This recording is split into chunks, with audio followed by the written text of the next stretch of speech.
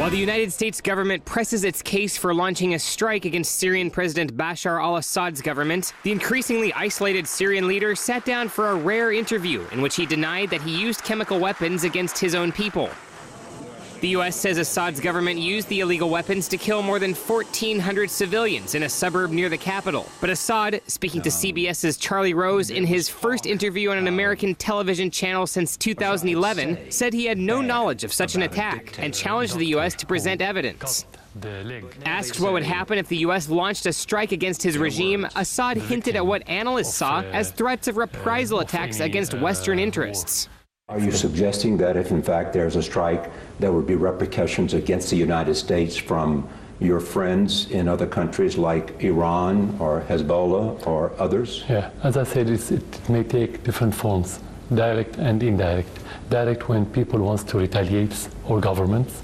Indirect when you're going to have instability and the spread of terrorism all over the region that will influence the West directly. Have you had conversations with Russia, with Iran, with Hezbollah about how to retaliate?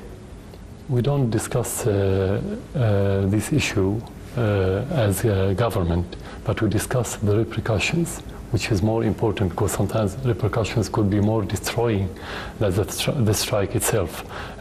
Any American strike will not destroy as much as the terrorists has destroyed in Syria. So sometimes repercussions could be many doubles the strike itself.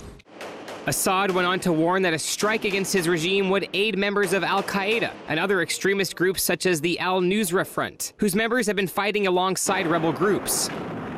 U.S. Secretary of State John Kerry suggested that the U.S. might hold off on striking Syria if Assad gives up the country's chemical weapons supply to the UN within a week, although the State Department later suggested that his comment was not to be taken seriously.